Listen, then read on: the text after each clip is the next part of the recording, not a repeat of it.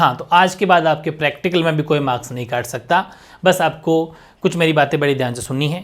जो आपके प्रैक्टिकल है ज्योग्राफी के अंदर, उसमें टोटल 6 चैप्टर है, 1, 2, 3, 4, 5 और 6। ये आगे पीछे लिखने कुछ पीछे कुछ कारण भी है।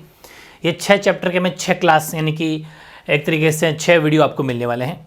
ये आज का जो फर्स्ट सेशन है वो चैप्टर फर्स्ट कंप्लीट है इसके अंदर, ठीक है। इसमें क्या चैप्टर का नाम है, आंकड़े, स्रोत और संकलन, data, it's sources and complication, ये चैप्टर का नाम है। और फिर मेरी बात को ध्यान से सुनना है। ये 30 नंबर का आपके प्रैक्टिकल होगा आपके 12th बोर्ड के एग्जाम में, जिसमें 1, 2, 3, 4 और 6 इनसे 5 क्वेश्चन आपके आएंगे 3-3 नंबर के, ठीक है। ये हो सकता है कि पांचों चैप्टर्स हैं, पांचों चैप्टर लगे 1, 2, 3, 4, ये जो 5 चैप्टर हो जाएंगे, 1, 2, 3, 4 और ये पांचवा छठा चैप्टर को 5 मान, 5 चैप्टर में से ऐसा मान लीजिए एक क्वेश्चन 3-3 नंबर का आपके जहाँ तक आ जाएगा, तो कुल मिला के 15 नंबर के ये 5 चैप्टर हो जाते हैं। और जो अकेला 5वां चैप्टर है वो अकेला चैप्टर 15 नंबर का अकेला है। कैसे कि इसमें 4 मार्क्स से तो आपके रिकॉर्ड्स यानी अभिलेख वो आएंगे और 1 नंबर का वाइवा होगा, ठीक है, जो मौखिक क्वेश्चन पूछे जाते हैं, 4 और 1 5, और फिर 10 नंबर के आपके प्रायोगिक अभिलेख, जिसमें हो सकता है कि आपकी जो फाइल आप बनाते हो वो फाइल की चेकिंग होगी, प्लस उसमें भी आपको 2 नंबर की मौखिक कुछ वाइवा क्वेश्चन पूछे जा सकते हैं। तो 10 नंबर का मामला यहाँ है, 10 और ये 5, 1 और ये 5, कुल मिला के ये चैप्टर 5 अकेला 15 नंबर का है। इसको भी ज़बरदस्त PhD आपको कराने वाला हूँ, लेकिन एक एक नंबर कीमती है, इसलिए 30 नंबर 30 मार्क्स लेने के लिए अपन को ये सब कुछ करना पड़ेगा। बहुत कुछ बातें ऐसी भी हैं जो आपके बड़ी काम की है, जो क्लास 10th के अंदर आपने पढ़ी है, पूरी की पूरी जो अपने सांख्य की जो स्टैटिक्स जो चैप्टर पढ़ रखते हैं अपन, चैप्टर 14 है अभी NCERT का मैथ्स का, बिल्कुल हूबहू जो क्लास 9th में भी है 10th में भी है वो का वो आपके इस चैप्टर में, इवन इन सभी चैप्टर्स में आपके वो काम आने वाले हैं। तो मैं आपको बताइए मैथ्स के तो अपन महारती है, बड़ी ध्यान से इसको पढ़ेंगे, बस कुछ चीज़ें आपको मेरी अकॉर्डिंग समझनी है, बड़ी इजीली अपन इसको कंप्लीट करेंगे। थोड़ा सा बेसिक जानेंगे पहले। चैप्टर का नाम है आंकड़े, तो आंकड़े डेटा होते क्या हैं, 1 मार्क्स में पूछा जा सकता है, कुछ भी लिखवाया जा सकता है। तो अपन को जानना है कि आंकड़े सामान्यतः ऐसी संख्या होती है जो यथार्थ विश्व के मापन को प्रदर्शित करती है, या फिर ऐसे शब्दों में आप ये भी कह सकते हो अन्य शब्दों में कि संख्यात्मक सूचना आंकड़ा कहलाती है। संख्यात्मक कि भाई 10, 15, 20 ऐसे कोई भी आंकड़े दे दिए कि ये सब आंकड़े डिटेल है, मतलब किसी को संख्यात्मक इंफॉर्मेशन देना, ठीक है। यानी कि the representation of data through diagram, graph and maps is called summarization of data, ठीक है। ये तो खैर मैंने इसका पढ़ दिया आंकड़ों के संक्षिप्तकरण का। आंकड़े की डेफिनेशन वही रही, data is usually number that represent the measurement of real world. In other words, दूसरे वर्ड में आप ये भी कह सकते हैं कि numerical information is called data, बस numerical information is called data, बस 1 नंबर में कहीं भी क्वेश्चन आ जाता तो ये हो जाएगा। फिर आंकड़ों का संक्षिप्तकरण जो भी अपन इंग्लिश में पढ़ लिया था, आंकड़े को जो आरेख बनाते हैं अपन, ग्राफ बनाते हैं अपन, या फिर कोई मैप के माध्यम से अगर किसी को प्रदर्शित करना है तो वो आंकड़ों का संक्षिप्तीकरण होता है। कैसे, बड़े बड़े डेटा को अपन एक छोटे से उस पाई चार्ट में दिखा देते हैं, एक छोटे से ग्राफ में शो कर देते हैं, बहुत बड़े बड़े डेटा को बस मतलब आंकड़ों का संक्षिप्तीकरण कर देना, वो संक्षिप्तीकरण मतलब छोटा कर देना, ठीक है। ये दूसरा हो गया। तीसरा, भौगोलिक आंकड़ों से क्या मतलब है, कुछ भौगोलिक आंकड़े भी थे, ज्योग्राफिकल डेटा, तो उसका मतलब ये होता है कि भौगोलिक आंकड़े संख्याओं तथा सूचना के समूह का विवरण होते हैं, और ये विभिन्न प्रकार के होते हैं, जैसे उच्चावच, चट्टाने, जलवायु, वनस्पति, ये सब एक्सरसाइज में आ जाते हैं। यानी कि रिलीफ, रॉक्स, क्लाइमेट, वेजिटेशन, ये सब है ना, इट इज़ डिफरेंट टाइप्स, ये इसके टाइप्स हैं। ये तो कुछ बेसिक, अभी मैं आपको सिर्फ बेस तैयार कर रहा हूँ, बाकी चैप्टर की जान तो आगे हैं, ठीक है। जैसे कि आगे ये सिग्मा एफ आपने सुना होगा, क्लास 10th में पढ़ते थे अपन। सिग्मा एफ यानी सिग्मा एफ दी गई श्रेणी में व्यक्तिगत अवलोकनों के कुल योग को दर्शाता है, जो कि n के बराबर होता है ना, पढ़ा था ना, आगे और बता दूंगा, आगे भी जब ग्राफ लूंगा पूरा एज इट इज एक टेबल लूंगा तभी आपका रिवीजन हो जाएगा कि सिग्मा एफ क्या होता है। सिग्मा एफ n के बराबर होता है, ठीक है। एक होता है ओजायु, ठीक है, या ओगायु बोल सकते हो। ओजायु होता है ये संचयी आवर्ती द्वारा प्राप्त किए गए वक्र को ओजायु कहते हैं। 1 मार्क्स में आ सकता है ओजायु क्या है, या आपसे वाइवा में पूछा जा सकता है ओजायु क्या है, तो संचयी आवर्ती द्वारा प्राप्त किए गए वक्र को ओजायु कहते हैं। It curve obtain bye plotting cumulative frequencies is called, cumulative frequency याद है ना आपको, CF संचयी बारंबार था, CF कम्युलेटिव फ्रीक्वेंसी भी पढ़ने वाले हैं, बहुत जबरदस्त चीज है। एक होता है मिलान या टेलीमार्क, सुना होगा ना, ऐसे खींचते हैं अपन 1 2 3 ऐसे, सॉरी 4 के बाद में ऐसे खींचते हैं, फिर 1 2 3 4 होता है, 4 होते हैं, फिर ऐसा काटते हैं, मतलब टेलीमार्क जो होते हैं, ये सब टेलीमार्क होते हैं। अब इनकी भी हम चर्चा करेंगे, वो टेलीमार्क होते हैं। एक साक्षरता दर आपसे पूछी जा सकती है, तो साक्षरता लिटरेसी रेट का फॉर्मूला वैसे ज्योग्राफी में पढ़ भी रखा है, लेकिन यहाँ पर भी काम आएगा। कुल साक्षर व्यक्ति अपॉन, ये अपॉन का साइन है बटे में ना, कुल जनसंख्या और ब्रैकेट इनटू मतलब कि 100, मतलब कि कुल साक्षर ये और नीचे कुल जनसंख्या, ठीक है, कुल जनसंख्या इंटू 100, ये ऐसे लिखना है आपको, ठीक है। ये फॉर्मूला कहने का मतलब ये है, ये साक्षरता दर का फॉर्मूला भी याद करें ना, लिटरेसी रेट का। अब वेरी इंपॉर्टेंट, अब सीखने वाले जो चीज़ें वो है कि 4 एंड क्रॉस विधि ये क्या होती है, 4 एंड क्रॉस मेथड क्या होता है, बड़े ध्यान से समझनी है। पहले इसकी थोड़ी थ्योरी बता देता हूँ, उसके बाद में इसका पूरा डायग्राम के साथ समझाऊंगा। इसे मिलान चिन्ह विधि या बारंबारता बंटन विधि भी कहा जाता है। तो दूसरी बात तो यही तैयार हो गई कि मिलान चिन्ह विधि या बारंबारता बंटन विधि किसे कहा जाता है। हालांकि मैं इस आपके सभी चैप्टर का लाइव टेस्ट भी लूंगा ताकि आपके वाइवा में मार्क्स ना कटे, वो सारी बातें मैं आपसे पूछ लूंगा, ठीक है, वही आपको वाइवा में पूछी जाएगी। इस विधि में सर्वप्रथम दिए गए आंकड़ों के आधार पर वर्गों की संख्या और प्रत्येक वर्ग का वर्ग अंतराल, जानते हो ना, वर्ग अंतराल निश्चित करने के लिए बाद निरपेक्ष या फिर कच्चे आंकड़ों, जिससे अपन कच्चे आंकड़े बोलते हैं, बताऊंगा आपको, रो डेटा जिनको बोलते हैं, वर्गों में बांटा जाता है। सबसे पहले वर्ग की प्रत्येक इकाई के लिए जिसके अंतर्गत वे आता है एक मिलान चिन्ह निर्धारित करते हैं। यदि किसी वर्ग के चर मूल्यों की आवर्तियों की संख्या 5 है तो उस वर्ग के सामने ऐसा लिख देंगे, ऐसा 1 2 3 4 ये 5। अगर किसी की वैल्यू है 5 तो ऐसा लिख देंगे 5। समझ में आ गई? तो ये बहुत ईजी सी बातें हैं इस मेथड में। अब देखो, जैसे मैंने ये आपसे ये क्लास 9 का एक मैंने क्वेश्चन लिया, आपको क्लास 9 की याद दिलाता हूँ, ठीक है। 40 स्टूडेंट कुछ मार्क्स लिखे हैं मैंने, ठीक है, 40 बच्चे हैं जिनके 30 में से मार्क्स आए होंगे, ऐसा मान लीजिए, आउट ऑफ 30 या फिर 25 मान लेते हैं, ठीक है, 25 में से मार्क्स आए, किसी के 18 8 12 6, इस तरीके से 40 बच्चे, किसी के 0 भी आया, 5 है, जैसे उन्होंने स्टडी करी है, किसी के 24 भी आए, तो उस अकॉर्डिंग इनके मार्क्स आ गए। ये 40 स्टूडेंट मैंने एक मतलब कुछ डाटा लिया, ठीक है। अब सुनना मेरी बात, ये विधि कौन सी, ये वाली 4 एंड क्रॉस विधि। 4 एंड, आपसे एग्जाम में क्वेश्चन आ जाएगा कि 40 विद्यार्थियों हम कुछ मार्क्स दे रहे हैं, कुछ डेटा दे रहे हैं, कुछ प्राप्तांक दे रहे हैं, इन प्राप्तांक से 4 एंड क्रॉस मेथड को अप्लाई करते हुए इसको सॉल्व कीजिए। तो 4 एंड क्रॉस मेथड क्या हो जाएगा, ये। अब यहाँ पर अपन क्या लिख देंगे, वर्ग अंतराल।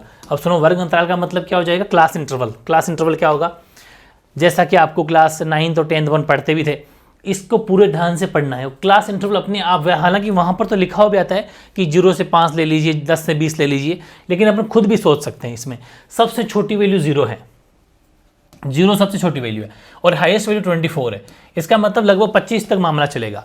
तो मतलब अपन 5-5 के पेयर बना लेते हैं, छोटे छोटे जोड़े, 0 से 5, 5 से 10, इस हिसाब से, ठीक है। यानी कि जो क्लास इंटरवल बनेगा, क्लास 9 10 में हमने पढ़ा भी होगा, 0 से 5, 0 से 5, 5 से 10, 10 से 15, बस मेरे को देखते जाओ, आराम समझ में आ जाएगा। 15 से 20, 20 से 25, बस बहुत है, 20 से 25 हाईएस्ट वैल्यू इसके अंदर है, 40 से नहीं है, 25 से ऊपर है भी नहीं। अब देखो आराम से, जैसा अपन पहले भी करते थे वैसा ही करेंगे। अब अपन को ये लेना है कि 0 से 5 में कितने जने हैं, कितने जने, ये जो सेकंड कॉलम आएगा ये आएगा कच्चे आंकड़ों की संख्या, नंबर ऑफ रो डेटा, कच्चे आंकड़ों की संख्या। 0 से 5 में कितने जने, कौन कौन है, 0 से 5 में कौन कौन है, तो 0 से लेके 5 के बीच में, लेकिन 5 नहीं आएगा। अच्छा, ये वेरी इंपॉर्टेंट, हालांकि मैंने क्लास 10 के अंदर आपको ये बातें बता रखी है 14 चैप्टर में। 0 से 5 है, ठीक है, लेकिन 5 को शामिल नहीं करेंगे, 4 तक लेंगे, 5 नेक्स्ट में आएगा, 5 से या 10 को शामिल नहीं करेंगे, 9 तक आएगा, 14 तक आएगा, 19 तक आएगा, 24 तक आएगा। समझ में आ गई? ऐसे तो अपन ने देखा कि 5 से कम कम लेना है। ऊपर की लाइन में देख लो, कहीं पर भी अपन को नजर 5 तो नहीं लेंगे, 2 ले लेंगे, काट देंगे, ऐसा है ना, एक ले लिया ताकि पता चल जाएगा, ये ले लिया 2 3, यानी कि अपन ले लिए एक तो 2 ले लिया। और अच्छा, ऐसा भी कोई फर्क नहीं पड़ता है कि पहले छोटा लिखो फिर बड़ा लिखो, कोई फर्क नहीं पड़ता, जो भी है लाइन वाइज लिख दो। भले पहले 2 ले लिया, फिर 0 ले लिया, फिर 3 ले लिया, ये लो 3 ले लिया, फिर फिर अपन क्या ले लेंगे, फिर अपन ले लेंगे 1 ले लिया, इसके बाद में अपन ने 3 ले लिया, ठीक है। बस 1 और 3 2 ही बचे, लिख देते हैं। 3 तो ले लिया था, फिर 1 और 3, कोई फर्क नहीं पड़ता कैसे ही लिखो, 2 0 3 1 3, बस इतना ही थे। और भी कोई अगर है तो अपन लिख सकते हैं, गलती कोई बात नहीं, ध्यान रखेंगे, गलती नहीं होनी चाहिए जहाँ तक है। मेरे हाथ चाहिए 2 ही रह गया, ओके, 1 2 और ले लिया, ठीक है। अब मेरे हिसाब से नहीं होना चाहिए। ऊपर की लाइन में देख लो, भले कोई नंबर नहीं बचा, इसमें भी कोई नंबर नहीं बचा, इसमें भी कोई नंबर नहीं बचा, ठीक है। अब 5 से 10 में ले लो, अब इसमें 5 को भी ऐड कर लेंगे, ये 6 आ गया, 1 2 6 नहीं, 5 से 10, हाँ तो 6 भी आएगा, 6 और 5 लिखते जाओ, 6 ले लो, 5 ले लो, ठीक है। और 6 5 के बाद में ऊपर की रो में नहीं है ना कुछ भी, ठीक है। 9 ले लो, 7 ले लो, 9 ले लिया, 7 ले लिया, ठीक है। फिर 5 खुद ले लो, फिर से 5, फिर 5, ठीक है, यानी कि 2 बार 5 फिर आ गया, ओके। फिर आप ले लो 7 ले लो, 1 और 2 7, 2 7 और ले लो, यानी कि 7 ले लिया और 7 ले लिया, कितने हो गए 2 2 4 2 6 2 8। हाँ, यानी कि ये तो थे 6 जने। अब मिलान चिन्ह में अब आप ऐसा मिलान बनाना है 1 2 3 4 5 6 ना, तो 1 2 3 4 5 और सॉरी 4 के बाद में 5, तो 5वां कटेगा, फिर 6, ठीक है, यूं मतलब 4 होते ही 5वां कटना है, काट के लिखना है। ये मिलान चिन्ह आपको क्लास 9 10 में पढ़ रखी है, छोटी सी बातें। 6 जने थे ना, तो 4 1 5 और 1 6 इसमें 8 है, 1 2 3 4 5 6 7 8। इधर अपन नंबर ऑफ स्टूडेंट लिख देंगे, कितने हुए 6, ये कितने हुए 8, यूं, ठीक है, बेहद आसान है। ऐसे ही अपन देख लेंगे 10 से 15 में, 10 से 15 में तो एक तो 8, अच्छा ये 8 अपने पिछले में रह गया क्या, सॉरी 8 अपने इसी में रह गया भाई, 1 2 3 4 5 6 7 8 और वो भी यहीं पर रह गया 8 भी, तो 8 भी अपन को इसी में लिखना है, ठीक है, 8 भी इसी में लिखना है। ये लो 8 भी काट दो वहाँ जाके, कोई फर्क नहीं पड़ता, खैर अपन ये 8 ले लेंगे, ये भी 8 यानी 2 बार 8 ले लेंगे। चलो भाई 2 बार 8 और ये तो कोई मिस्टेक, कोई बड़ी चीज़ नहीं, अपन ध्यान रख लेंगे। यानी कि 10 बजने हो गए ये, तो ये लो साहब 10 हो गए, कोई फर्क नहीं पड़ता, आप गलती नहीं करोगे, आराम से देख लेना, इसमें कोई बड़ी चीज़ नहीं है। 10 ये हो गए।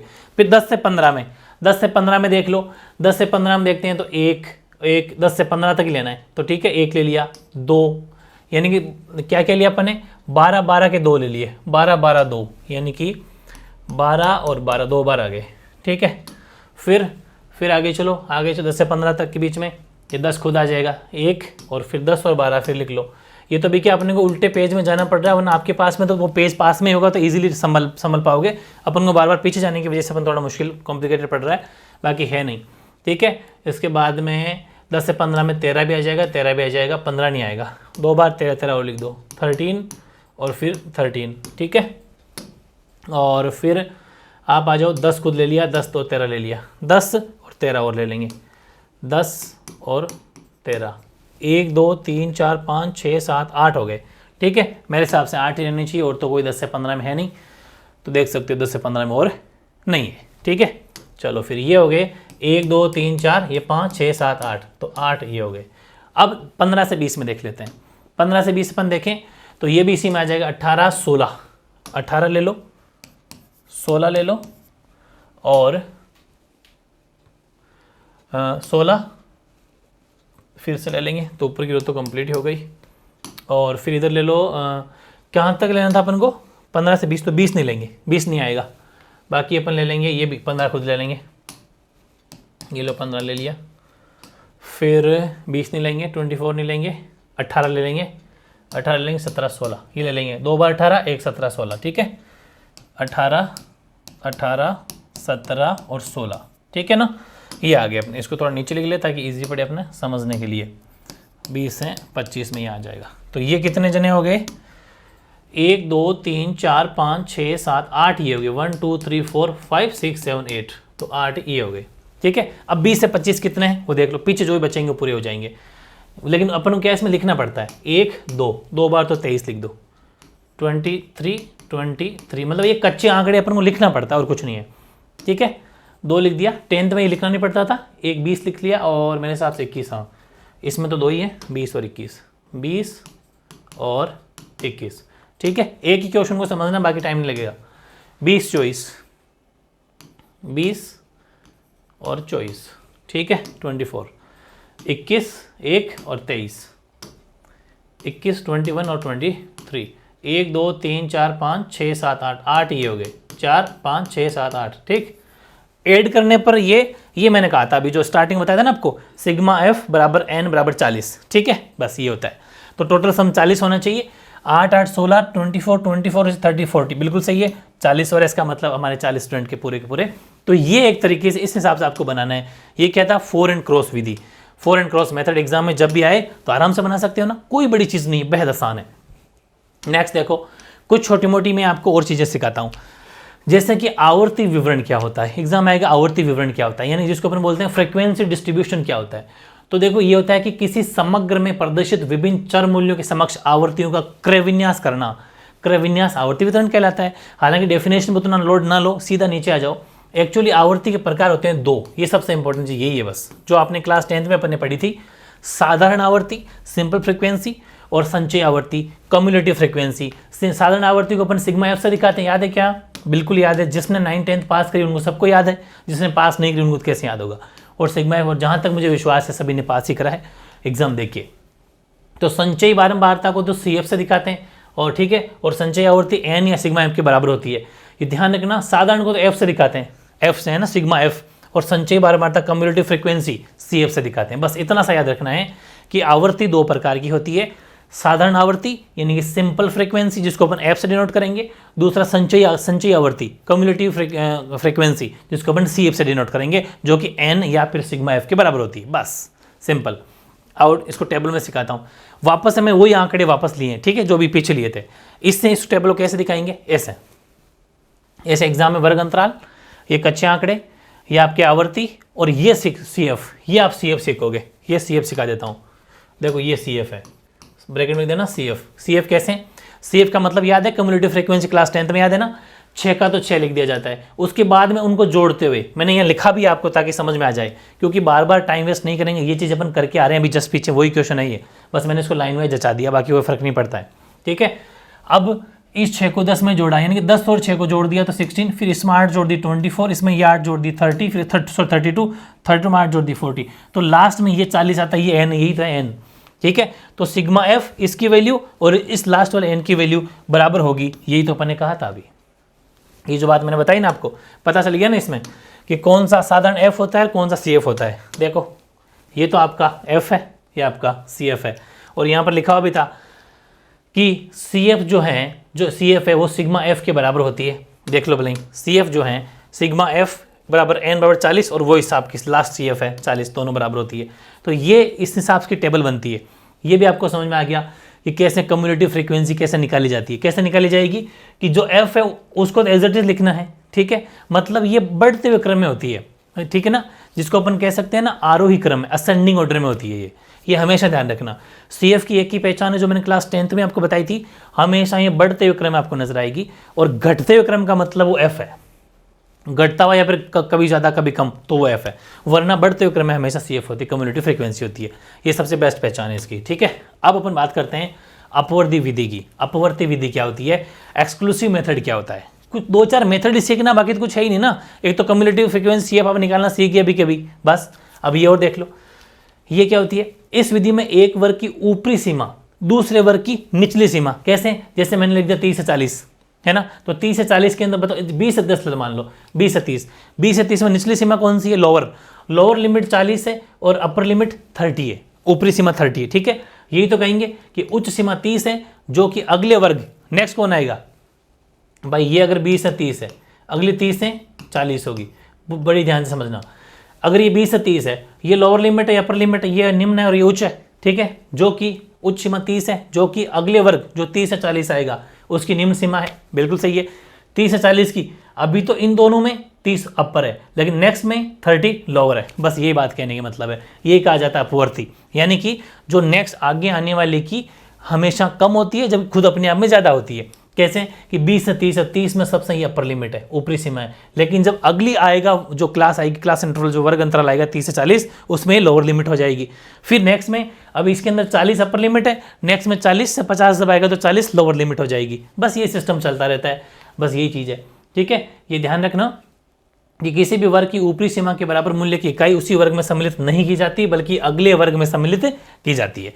जैसे कि 20 से 30 है, ये ऊपरी सीमा को नेक्स्ट में जोड़ेंगे। ये मैंने बताया भी था कि 20 से 30 का मतलब है 29 तक लेंगे, 30 को इसमें नहीं लेंगे, यही लिखा हुआ है कि नहीं की जाती, बल्कि नेक्स्ट क्लास में, नेक्स्ट क्लास इंटरवल के अंदर इसको ऐड किया जाता है। अभी पीछे क्वेश्चन सॉल्व करके भी आ रहे हैं ना, 10 से 20 के अंदर, सॉरी 0 से 5, 5 से 10, तो 5 से 10 अगर लिया था अपन ने तो 9 तक ही लिया था, 10 को अगले में लिया था, 10 से 20 में लिया था।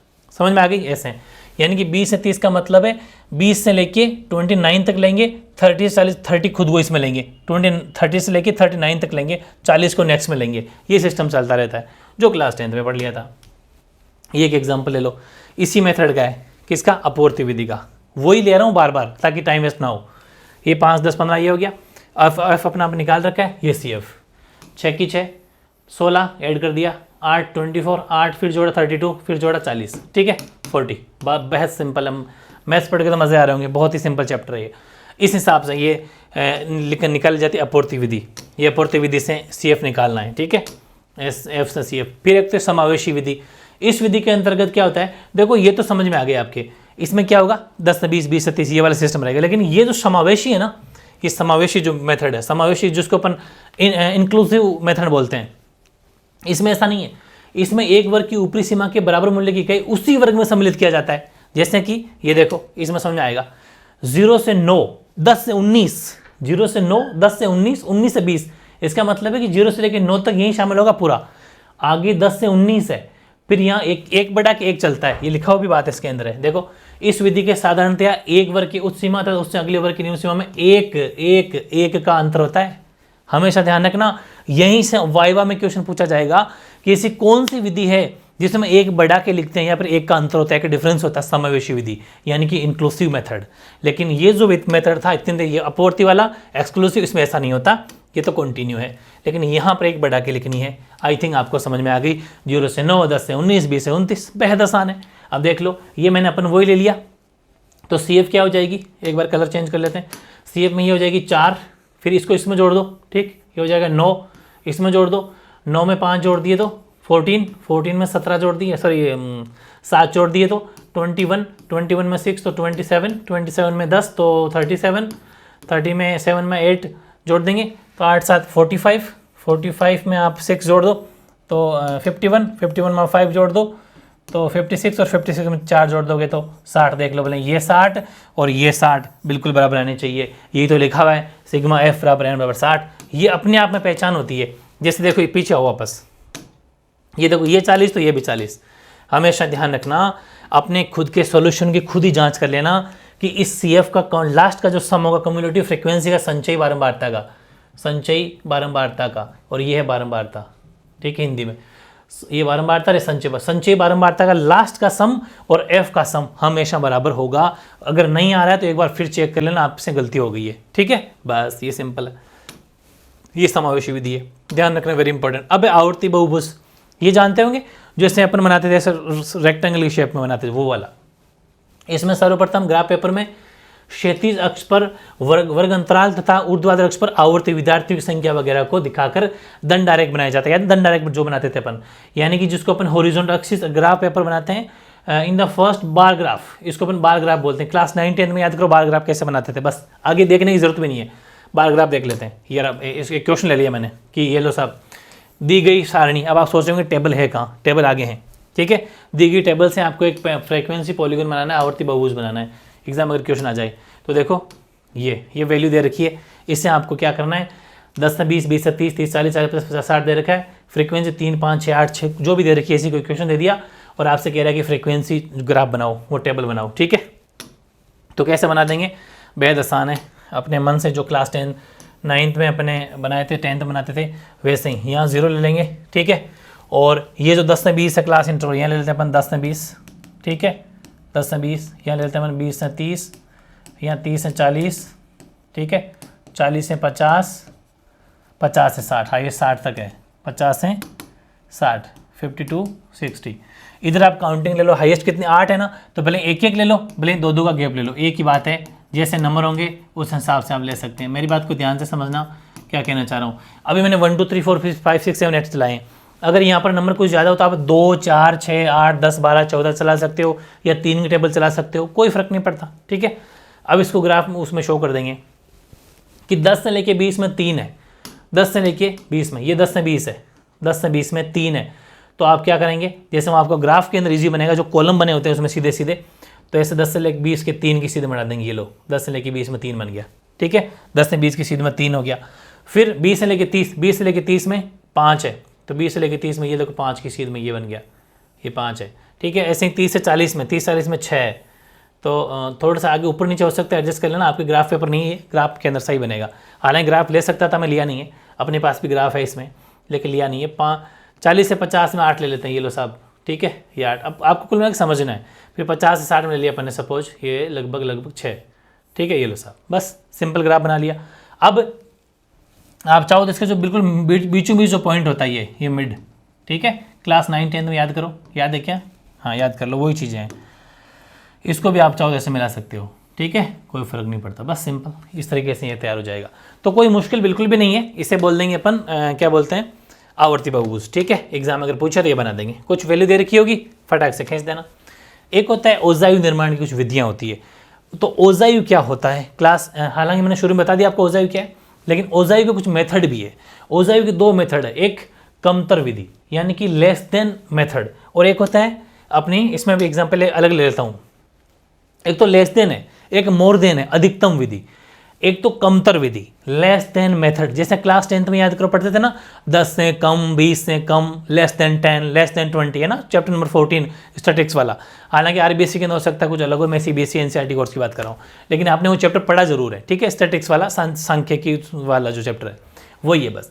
इसमें दो मेथड है ओजायु की, एग्जाम में क्वेश्चन आ सकता है। ओजायु निर्माण की कितनी विधियां हैं, कितने मेथड, दो। कौन कौन से, कमतर विधि लेस देन मेथड, और दूसरी अधिकतम विधि या अधिकतर विधि, अधिकतर का मतलब मोर देन मेथड, बस दो मेथड। दोनों के अलग अलग ग्राफ भी सिखाऊंगा कि किस हिसाब से ग्राफ बनेंगे, प्लस दोनों के मिक्स में ग्राफ भी बताऊंगा, सब कुछ तैयार हो जाएगा। देखो पहले कमतर विधि, इसमें मतलब ये होता है कि वर्गों की जो उच्च सीमा होती है, जो अपर लिमिट होती है ना, less than method we start with the upper limit of the classes and go adding the frequency.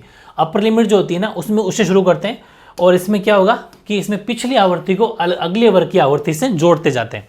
जैसे कि देखो इधर आओ, ऐसे एग्जाम में ये लिखा हुआ है कि दो टेबल आएगी, ये दो टेबल आएगी, और आपसे कहेंगे कि इसको कमतर विधि से सोल्व करो, कमतर मेथड यानी कि लेस देन मेथड से सोल्व करो। ये आपको एग्जाम में क्वेश्चन आएगा, ये वाला, ये आएगा, ये हेडिंग लगाएंगे आप इसी आपकी उस सोल्यूशन वाली नोटबुक में, कमतर विधि लेस देन मेथड। और 0 से 10 का मतलब क्या हो गया, 10 से कम।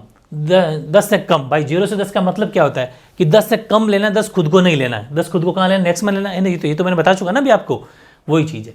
0 से 10 का मतलब है 10 तक नहीं है, 10 से एक कम लेना है। मतलब इसको अपन दूसरे शब्दों में क्या कह सकते हैं, कमतर विधि के अकॉर्डिंग कहेंगे लेस देन 10, 10 से कम, 20 से कम, 30 से कम, 40 से कम, 50 से कम, 60 से कम, 70 से कम, 80 से कम, 90 से कम, 90 100 का मतलब 100 से कम, पूरी की पूरी ऐसे तैयार करनी है खुद से। फिर CF, फिर आपको निकालनी कम्युनिटी फ्रीक्वेंसी, 4 की 4, फिर 4 5 जोड़ दी 9, 9 में 5 जोड़ दी 14, 14 में 7 21, 21 में 6 27, 27 में 10 37, 37 में 8 45, 45 में 6 51, 51 में 5 56, 56 में 4 60। ये लो 60 और ये 60 बराबर। ये हो गया कमतर मेथड, बेहद आसान है। आगे आओ, अब बात ये इसका ग्राफ बना दिया अपन ने, इसी कमतर का ग्राफ बनाना है। इसी कमतर का ग्राफ बनाओगे तो देखो इधर लिख दोगे less than 10, less than 20, less than 30, वही सेम टू सेम सिस्टम, और ग्राफ बना देंगे इधर से 4 9 14 का। अब देखो 0 से 10 है, 0 से 10 के बीच में मिड से कहीं पर भी दिखा देना, लेकिन वो 0 से 10 के बीच में होना चाहिए, बस 4 कहीं पर भी दिखा दो। यहाँ 4 दिखा दिया, ये देखो 4 लगभग इसके सीध में 4 है। फिर इसके बीच में लगभग 10 से एक छोटा सा कम 9। आपके ग्राफ में तो क्या वो छोटी छोटी लाइनें होगी ना, उनमें से एक लाइन कम कर लो 9, फिर अगले में 14, ये आई थिंक 21 होगा, ये 36, इस हिसाब से ये बनाते जाना है ना। कौन सी, ये वैल्यू 4 9 14 देख लो भाई, 4 9 14, 21 27 37, 21 27 37, ठीक है, इस हिसाब से बनाते जाओगे। 45 51 56 60, 45 51 56 60, ये पूरे 60 तक, जो कि 90 से लेस देन 90 है, लेस देन 100 है, इनके बीच में आ जाएगी। इनके सब की इनके सीध में आ जाना, इनके सब के बीच में आप डाल देना। ठीक है, कैसे कि जैसे 90 से 100 है, वो 60 है, तो यहाँ देखो 90 से 100 के बीच में ही इन दोनों के बीच की सीध में 60 दिखा देना, ऐसे इसके सीध में दिखा देना। समझ में आ गई ना। तो ये कहना चाह रहा हूँ मैं, बस बहुत सिंपल है। ये आपका हो गया लेस देन का ग्राफ। अब बात करते हैं अधिकतर विधि की, मोर देन मेथड की।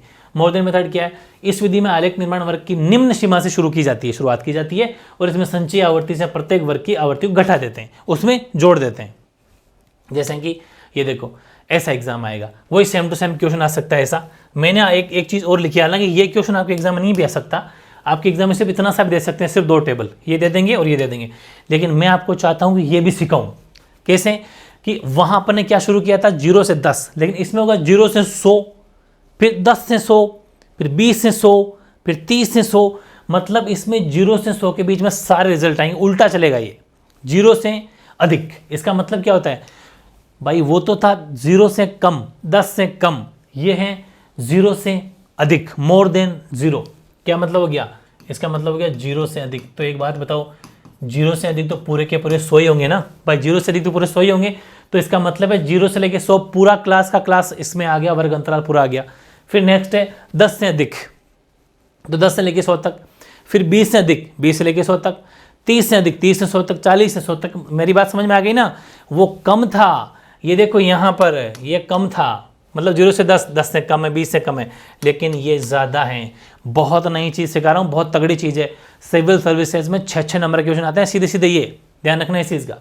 More than 10, 0 more than 10, more than 20, more than 30, सब समझ में आ गई। और CF क्या होगी बताओ? 0 से 100 के बीच में तो पूरे के पूरे 60 है, ये देख लो भले, आराम से समझो इस चीज़ को। 0 से लेके 100 तक कितना था रिजल्ट? 60, तो एज लिखना है। इस बात को समझ गए क्या? 0 से लेके 100 के बीच में पूरा का पूरा 60, 10 से 100 के बीच में 56, मतलब वो कम करते जाओ, उल्टा चला दो इसको। जो 4 से चलती थी उसको 60 से चलाओ, सबसे ऊपर बड़ी वैल्यू, फिर छोटी छोटी, लिखा हुई बात है सारी की सारी। इनमें आवर्ती प्रत्येक, देखो इस विधि में ये तो हो गया, हाँ, इस आवर्ती प्रत्येक वर्ग की आवर्ती घटा देते हैं, ठीक है ना, और ग्राफ पेपर पर अंकित किया जाता है, एक गिरता वक्र बनेगा इसमें, मतलब घटा देते का मतलब समझे क्या?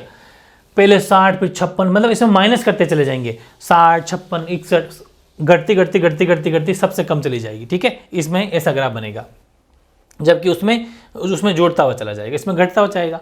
ये देखो सबसे पहले 60, ये आपको लग भी रहा होगा जैसे ये नीचे गिर रहा है, ठीक है। सबसे पहले 60, 0 से अधिक 60, 10 से अधिक, फिर आपकी 51, यूँ पूरे के पूरे ये वाली वैल्यू कौन सी, ये पूरी दिखा दी अपने, 56, 60, 56, 51, 46, इस तरीके से करते करते गिरता हुआ ग्राफ बनेगा, ठीक है, नीचे गिरता हुआ ग्राफ बन जाएगा। ये है मोर देन का ग्राफ, बेहद आसान है। अब बात करता हूँ मिक्स, दोनों का मिक्स कैसे बनेगा। कमतर ओजायु, लेस देन ओजायु, और अधिकतर ओजायु, मोर देन ओजायु, दोनों को मिक्स करके कैसे बनाएंगे। एक क्लास ले ली अपनी, ये 0 से 10, 10 से 20, पूरे 100 तक ले ली, उसी क्वेश्चन ले लेते हैं वापस। कमतर के अंदर तो ऐसा हो जाएगा 40 से लेकर 60 तक, सारी बात समझ में आ जाएगी। इसमें 60 से 4 तक, मतलब जस्ट इसका उल्टा। देखो हो गया रिवीजन शानदार तरीके से भाई। कमतर लेस देन अभी सीखा था, अधिकतर ग्रेटर देन सीख लिया, दोनों एक साथ सीख लो, सारा डाउट ही क्लियर हो जाएगा। इसमें 4 से 60 तक, मतलब चीज़ बढ़ते हुए चली जाएगी, नेक्स्ट में नेक्स्ट ऐड होते चले जाएंगे, इसमें घटते हुए जाएंगे, हर तरह से माइनस करते हुए चले जाएंगे। ये चीज़ हो गया। अब ग्राफ तो आप समझ गए, उन्हीं दोनों को, इसको और इसको, दोनों को एक साथ बना दो, ये लो एक साथ बना दिया, ये दोनों एक साथ हो गया। तो ये भी बना सकते हैं, दोनों का मिक्स ग्राफ भी पॉसिबल है। और अब कुछ थ्योरी और है, मामूली सी थ्योरी है जिसको आप आराम से पढ़ सकते हो।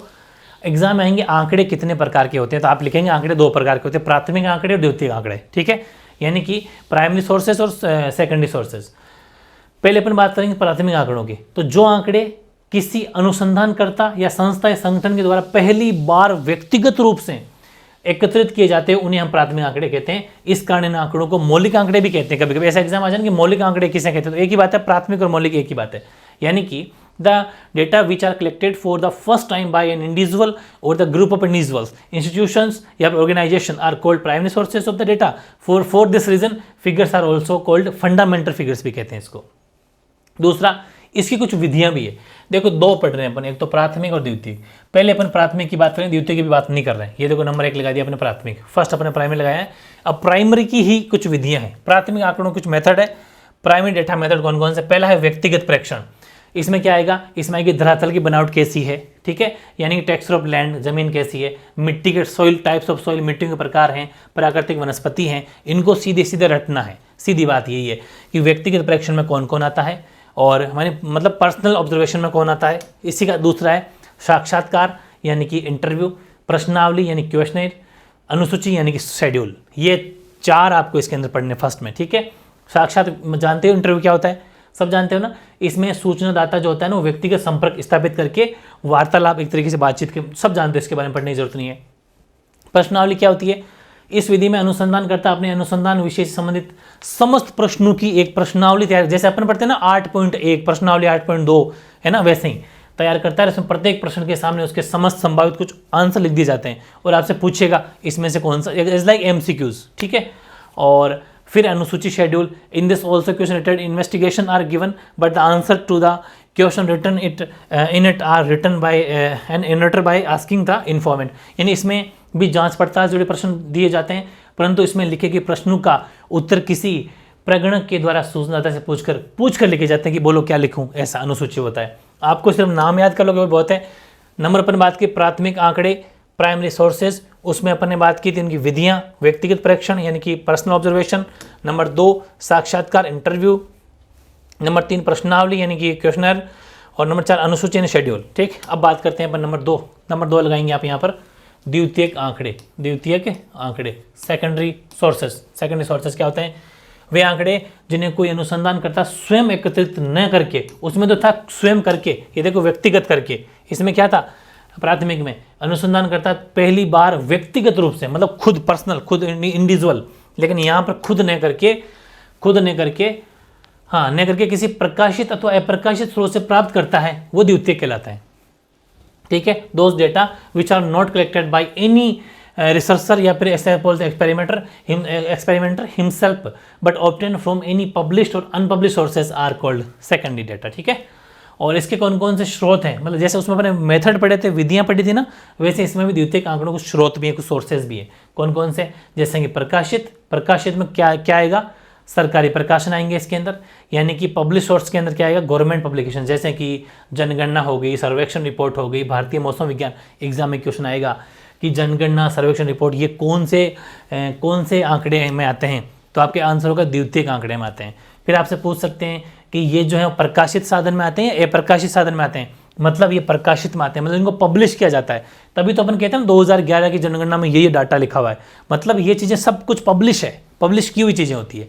ठीक है, इसमें एक होती है अर्ध सरकारी प्रकाशन, सेमी या क्वेशी गवर्नमेंट पब्लिकेशन। इसमें क्या होता है? इसमें नगर विकास प्राधिकरण है, विभिन्न नगरों और शहरों जिला परिषदों के प्रकाशन रिपोर्ट, कुछ बातें होती है ना, वो आदि सरकारी, कुछ limited as like company, private भी मामले इसमें होते हैं, म्यूनिसिपैलिटी कॉर्पोरेशन, वो सब इसमें आ जाते हैं। एक होता है अंतर्राष्ट्रीय प्रकाशन, इंटरनेशनल पब्लिकेशन। इसके साथ उनमें संयुक्त राष्ट्र की विभिन्न शाखाओं, जैसे कि संयुक्त राष्ट्र अभिकरण है, वैज्ञानिक तथा सांस्कृतिक संगठन, ये सब आ जाते हैं। ठीक है, एक होता है निजी प्रकाशन, इसमें समाचार पत्र हो गए, जैसे न्यूज़पेपर सब प्राइवेट है, कोई गवर्नमेंट कोई प्राइवेट, जैसे कोई भी, चाहे राजस्थान पत्रिका हो, चाहे दैनिक भास्कर हो, चाहे हिंदू हो, चाहे वो टाइम्स ऑफ इंडिया, कोई से भी हो, ये मोस्टली इसमें सब आ जाते हैं। प्रकाशित वार्षिकी, सर्वेक्षण रिपोर्ट, ये सब इसमें आ जाएंगे। ठीक है, तो ये निजी हो गया। फिर है समाचार पत्र और पत्रिकाएं, न्यूज़पेपर एंड मैगजीन, नाम से पता चल रहा है। इलेक्ट्रॉनिक्स यानी इलेक्ट्रॉनिक मीडिया जो होता है, ठीक है, वो इसमें आ जाएगा। ये तो था अपना इसमें नंबर 1, किसमें? द्वितीयक आंकड़ों का भी पहला, ए फॉर एप्पल लिख सकते हैं इसको, ए फॉर एप्पल। ठीक है, क्योंकि वो नंबरिंग हिसाब से बैठ जाएगा, और इसको अपन लिख देंगे अब ये आ जाएगा बी, ये बी हो जाएगा। ठीक है, ये क्या हो जाएगा? बी। इसमें आ जाएंगे अप्रकाशित साधन, वो तो प्रकाशित थे, पब्लिश थे, ये अनपब्लिश्ड है। ठीक है, अनपब्लिश्ड सोर्सेज इसमें क्या आएंगे? एक तो सरकारी प्रलेख, ये प्रलेख सरकार के विभिन्न स्तरों पर अप्रकाशित रिकॉर्ड के रूप में तैयार किए जाते हैं और अनुरक्षित रखे भी जाते हैं, जैसे कि गांव के स्तर पर राजस्व बिल गांव के पटवारियों के द्वारा बनाए जाते हैं, और जो कि गांव में पटवारी बैठता है, वो पूरे गांव में कितना रेवेन्यू आएगा पूरी रिपोर्ट तैयार करता है, किसानों में कौन सी खेती, कितने बीघा ज़मीन किसके पास में है, किन के अकाल पड़ गया, किन के नुकसान हो, सब रिपोर्ट पटवारी तैयार करता है, वो सरकारी प्रलेख आ जाता है इसमें। ये अप्रकाशित रहते हैं, इनको बाहर पब्लिश नहीं किया जाता है, ये अंदर रिपोर्ट रहेंगे। ठीक है, प्रकाशित है। अर्ध सरकारी प्रलेख वैसे कि वैसे इसमें, निजी प्रलेख जैसा उसमें था वो इसमें। ठीक है, क्वेशी गवर्नमेंट रिकॉर्ड्स और प्राइवेट डॉक्यूमेंट सब इसमें आ जाएंगे। तो बहुत इजी है, कोई भी मुश्किल नहीं है था ये अपना चैप्टर, बहुत ही शानदार सा चैप्टर, छोटा सा, बड़े ध्यान से आई थिंक आपने समझ लिया होगा। बस इन चीज़ों को आप नोट्स बना लेना और साथ के साथ याद कर लेना, 100% आपका मार्क्स कहीं पर भी नहीं कटेगा। इसके बाद मैं आपको लाइव टेस्ट और लूँगा इसका, क्योंकि आपके जो वाइवा है, क्योंकि मोस्टली प्रैक्टिकल के अंदर जो भी आपका प्रैक्टिकल लेने आएंगे वो आपसे वाइवा भी पूछेंगे, कुछ मौखिक प्रश्न पूछेंगे, ओरल क्वेश्चन जो पूछते हैं कि ऐसे बोल के सुनेंगे आपसे ओरली। ठीक है, तो इसलिए उनको प्रिपेयर करने के लिए आपको लाइव टेस्ट जरूर दे देना, ताकि सारे आंकड़े जितने भी बातें पूछे जाने चांसेस हैं वो सब कुछ आप कवर हो जाएगी। ठीक है, तो ये था अपना प्रैक्टिकल चैप्टर नंबर 1। सारे चैप्टर इसी हिसाब से कराऊंगा, ज़बरदस्त एक सीरीज मैंने चला दी है, 5-6 दिन लगातार आपको एक क्लास मिलेगी, बहुत ही शानदार तैयारी साथ के साथ याद कर लेना। ठीक है ना, ओके।